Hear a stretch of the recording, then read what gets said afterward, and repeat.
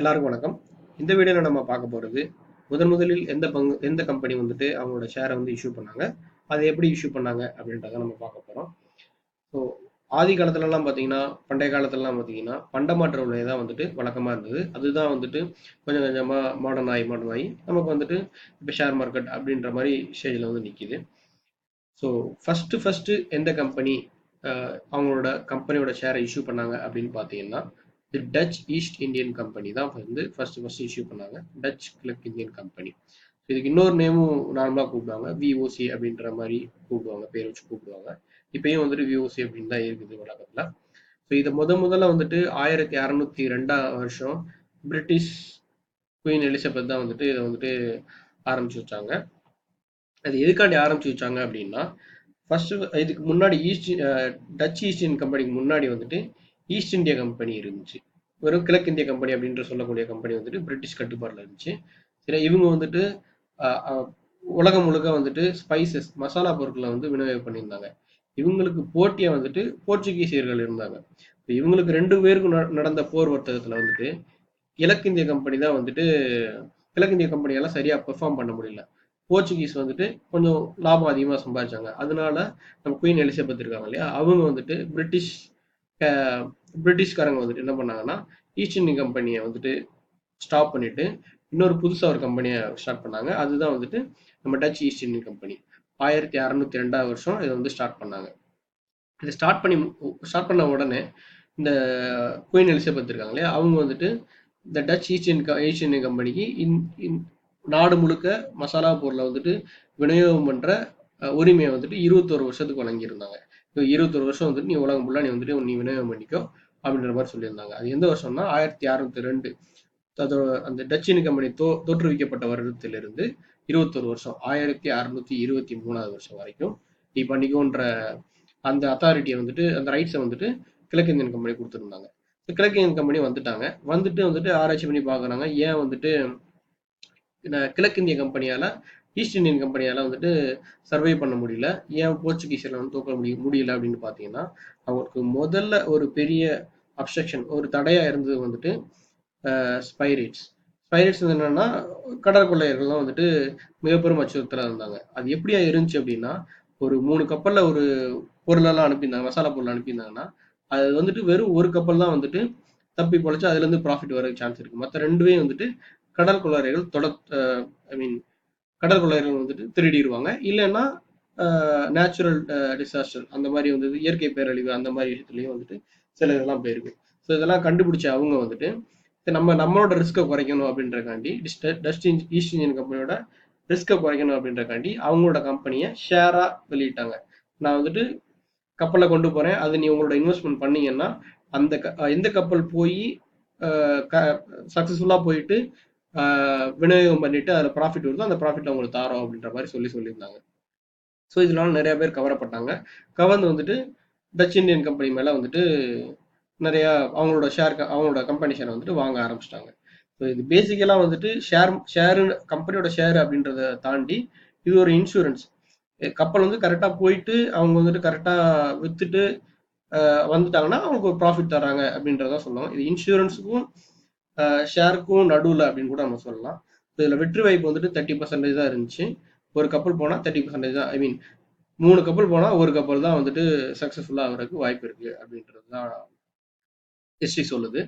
So அதுக்காண்டி தான் வந்துட்டு இவங்க டச் கிழக்கிந்தியன் கம்பெனி வந்துட்டு அவங்களோட கம்பெனி ஷேரை வந்துட்டு வெளியிட்டாங்க. அது எப்படி வெளியிட்டாங்க அப்படின்னா, ஆம்ஸ்டர்டாம் ஸ்டாக் எக்ஸ்சேஞ்ச் அப்படின்ற ஸ்டாக் எக்ஸ்சேஞ்ச் மூலமா தான் வந்துட்டு வெளியிட்டாங்க. அதுல மொத்தம் 1143 மெர்ச்சன்ட்ஸ் இருந்தாங்க, வணிகர்கள், பெரிய வணிகர்கள் இருந்தாங்க. இதுக்கப்புறம் கீழே கீழே சப்ரோக்கர் நம்ம சொல்லுவோம் இல்லையா, அந்த மாதிரி நிறைய பேர் இருந்தாங்க. தேர்ட் பார்ட்டி அந்த மாதிரிலாம் வச்சுதான் டிஸ்ட்ரிபியூட் பண்ணாங்க. பட் இந்த டச்சு கிழக்கிந்தியன் கம்பெனி மூலியமா டைரக்டா வாங்கக்கூடிய ஆள் எத்தனை பேர்னு பார்த்தீங்கன்னா 1143 பேர் தான் இருந்தாங்க.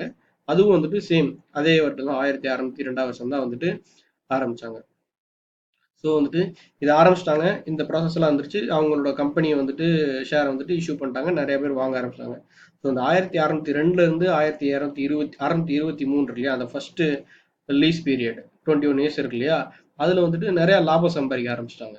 ஏன்னா வந்துட்டு இப்போ நம்ம வாங்குறவங்களும் வந்துட்டு ஒரு ஒரு கப்பல்ல கட்டாம 3 கப்பல்ல கட்டினாங்கன்னா அட்லீஸ்ட் ஒன்னுலயா வந்து ப்ராஃபிட் வரும்.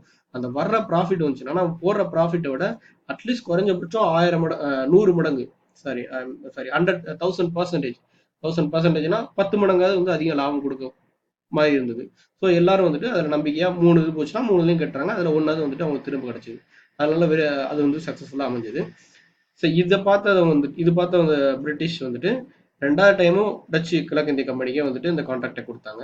அந்த வருஷம் என்னன்னா 1623 இருந்து 1644 வரைக்கும் இருந்துச்சு. ஸோ இந்த ஃபர்ஸ்ட் பீரியட் இல்லையா 1602 இருந்து 1623 வரைக்கும் ஒரு கப்பல் போகுது, விற்கிது, அதுல லாபம் வந்துச்சுன்னா உடனே வந்துட்டு இன்வெஸ்டர் கொடுத்துட்றாங்க. பட் 2வது டைம் இருக்குது இல்லையா, அது அப்படி கிடையாது. 21 வருஷம்னா 21 வருஷம் அவங்களோட இன்வெஸ்ட்மெண்ட் அப்படியே இருக்கும். இங்கதான் இதுல தான் வந்து ஃபர்ஸ்ட் டிவைடன்றதை வந்து இன்ட்ரோடக்ஷன் பண்ணிருக்காங்க. வரலாற்றுலயே டிவைடண்ட் இன்ட்ரோடியூஸ் பண்ணதும் வந்துட்டு டச்சு கிழக்கிந்திய கம்பெனி தான். அது எப்படி பண்ணாங்கன்னா, சேம் நம்ம இப்போ இருக்கிற இதுதான். ஒரு கப்பல் போகுது, மசாலா இது போகுது, விற்கிறாங்க, அதில் லாபம் வருது. லாபம் தான், லாபம் வந்த தொகையில டிவைடண்டா கொடுக்க ஆரம்பிச்சாங்க.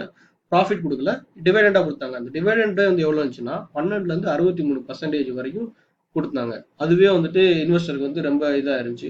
ஒரு 10 வருஷம் இருந்தாங்க, 10% 100% ஆயிடுச்சு இல்லையா, அப்படியே 2 மடங்கு அதிகரிச்சிருச்சு. இது போக உங்களுக்கு 21 வருஷம் கழிச்சு உங்க இன்வெஸ்ட்மெண்ட்டும் ப்ராப்பரா ரிட்டர்ன் வரப்போகுது.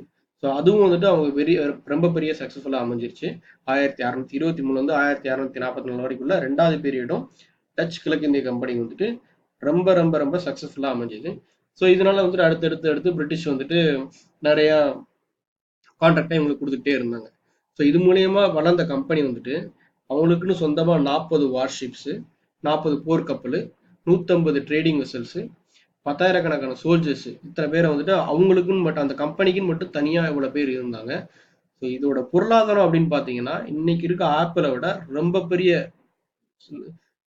பெரியதுன்னா என்ன, இப்ப இருக்க டாப் 20 கம்பெனி எடுத்தாலும் டச்சு கிழக்கிந்திய கம்பெனியோட பொருளாதாரத்துக்கு ஈடு இல்லை அப்படின்ற மாதிரி சொல்றாங்க. அவ்வளவு பெரிய கம்பெனியா வந்து அது இருந்தது அந்த காலத்துல. ஸோ அது எப்படி வந்துட்டு டெஸ்ட்ராய் ஆச்சு, எப்படி அழிக்கப்பட்டுச்சு, எப்படி வந்துட்டு காணாம போச்சு அப்படின்னா, ஸோ அதேதான் 1636 வருஷம் அந்த செகண்ட் பீரியட் இல்லையா, அந்த செகண்ட் பீரியட்ல துலிப் மேனியா, அதாவது துலிப்ன்றது வந்து ஒரு கைண்ட் ஆஃப் ஃப்ளவர்ஸ். ஸோ அதை வந்துட்டு எடுத்துட்டு போய் விநியோகம் பண்ண போறோம்னு சொல்லிட்டு அதுக்கு நிறைய பப்ளிசிட்டி பண்ணி அதோட விலையெல்லாம் ஏத்துனாங்க. பாத்தீங்கன்னா ஃபர்ஸ்ட் போன ட்ரிப் வந்துட்டு விலையில இருந்து 1200% வந்துட்டு லாபம் கொடுத்துச்சு. இங்க பாத்தீங்கன்னா உங்களுக்கு தெரியும், நவம்பர் 12ஆம் தேதி ஒரு 10 ரூபாய்க்கு வாங்கியிருந்தாங்கன்னா 10 ரூபாய் கூட இல்லை, 0 இருந்த விலை பிப்ரவரி 3ஆம் தேதி 200 ரூபாய்க்கு போயிடுச்சு. 10 ரூபாய் வாங்கி 200 ரூபாய், அந்த அளவுக்கு வந்துட்டு மிகப்பெரிய லாபத்தை கொடுத்துச்சு இன்வெஸ்டருக்குலாம். ஆனா இது வந்துட்டு நிறைய அந்த மெர்ச்சன்ட்ஸ்னு சொல்லியிருந்தேன் இல்லையா, அந்த எக்ஸ்சேஞ்சோட மெர்ச்சன்ட்ஸ் அவங்களாம் என்ன பண்ணாங்கன்னா அவங்களோட சுய லாபத்துக்காண்டி வந்துட்டு நிறைய கப்பல் அவங்களே வந்துட்டு இது போகலை அப்படின்ற மாதிரி சொன்னாங்க. ஏன்னா இங்க இருக்கவங்க அவங்க பார்க்க முடியாது எந்தெந்த கப்பல் போய் சேர்ந்துச்சு, எந்தெந்த கப்பல் எதெல்லாம் வித்துச்சு அப்படின்னு யாராலும் கணிக்க முடியாது, எல்லாரும் சொல்ல முடியாது. ஏன்னா அவங்க ஒரு இடத்துல இருப்பாங்க, இவங்க ஒரு இடத்துல இருப்பாங்க ஆப்வியஸ்லி. ஸோ இவங்களால கணிக்க முடியாத காரணத்துக்காண்டி இவங்க இருக்காங்க இல்லையா, அந்த 1143 பெரிய வணிகர்கள், அந்த ஆம்ஸ்டர்ம் எக்ஸ்சேஞ்சோட 1141 மெர்ச்சன்ட்ஸ், அவங்க வேணுங்கன்னே அவங்க சுய லாபத்துக்காண்டி வந்துட்டு இது இந்த கப்பல் போகல, எத்தனை கப்பல் வந்துட்டு லாஸ் அப்படின்னு சொல்லி சொல்லி சொல்லி அவங்களோட கரப்ஷன் பண்ணிட்டு வந்துட்டு இது வந்துட்டு இந்த துலிப் மேனியா இந்த 1636 இருந்து 37 வரைக்கும் உள்ள பீரியட்ல வந்துட்டு இன்வெஸ்டருக்கு வந்துட்டு ஒரு மிகப்பெரிய பொருளாதார வீழ்ச்சியா அமைஞ்சது. அது எப்படின்னா நீங்க போட்டதுல வந்து 300% கம்மியாயிடுச்சு அப்படின்ற அளவுக்கு சொல்றாங்க. ஸோ இதுதான் வரலாற்றிலேயே வந்துட்டு முதல்ல ரிசெஷன் ஏற்பட்ட பீரியட்னு கூட சொல்லலாம். ஸோ இதுக்கப்புறம் வந்துட்டு நான் சொல்லியிருந்தேன் இல்லையா, அவங்க வந்துட்டு நிறைய அவங்க சுய லாபத்துக்காண்டி வந்துட்டு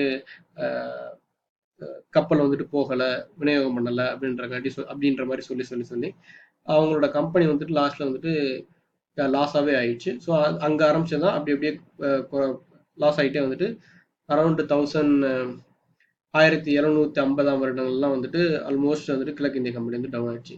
ஆனால் அந்த கிழக்கு இந்திய கம்பெனின்ற வந்து இன்ன வரைக்கும் ஹிஸ்டரியிலேயே இதுதான் பொருளாதாரத்துல ஃபர்ஸ்ட் உள்ள கம்பெனி. இன்னைக்கு வரைக்கும் இன்னைக்கு டாப் 20 கம்பெனி எடுத்து வச்சு சேர்த்து வச்சு பார்த்தாலுமே கிழக்கிந்திய கம்பெனியோட பொருளாதாரத்துக்கு பக்கத்துல கூட வர முடியாது அப்படின்னு சொல்றாங்க. கிட்டத்தட்ட 7.6 ட்ரில்லியன் இருந்தது அதோட பொருளாதாரம் வந்துட்டு, $7.6 ட்ரில்லியன் இருந்துச்சு. அப்படின்னு சொல்றாங்க. இது ஈக்குவல் டு ஜப்பானுக்கும் ஜப்பான் ஜிடிபி அண்ட் ஜெர்மனி ஜிடிபியோட ரெண்டையும் சேர்த்தா எவ்வளவு வருமோ அந்த அளவுக்கு இந்த கம்பெனியோட இது இருந்தது. ஸோ கிழக்கிந்திய கம்பெனி தான் ஃபர்ஸ்ட் ஷேர் மார்க்கெட் அப்படின்றத இன்ட்ரோடக்ஷன் பண்ணாங்க. அவங்க தான் வந்துட்டு எக்ஸ்சேஞ்சையும் ஷேர் மார்க்கெட் எக்ஸ்சேஞ்சையும் வந்துட்டு ஃபர்ஸ்ட் இது பண்ணாங்க, என்ட்ரோ பண்ணாங்க. அதுவரை அந்த பீரியட்ல வந்துட்டு இவங்க ஒரே ஒரு ஆள் தான் வந்துட்டு மோனோபொலியா இருந்தாங்க. மோனோபொலி அப்படின்றதுனா என்னன்னா எல்லா விதமான வர்த்தகத்திலையும் வந்துட்டு இவங்க தான் சிறந்தவர்களாக இருந்தாங்க. ஸோ இதனாலேயே வந்துட்டு இன்வெஸ்டர்லாம் நிறைய லாபமும் கிடைச்சது. போக போக போக வந்துட்டு இவங்களோட என்ன சொல்ல அவங்களோட கரப்ஷன்னால வந்துட்டு அது எல்லாமே டவுன் ஆகி அப்படி அப்படியே டிஸ்ட்ரக்ஷன் ஆக ஆரம்பிச்சிருச்சு. So thank you.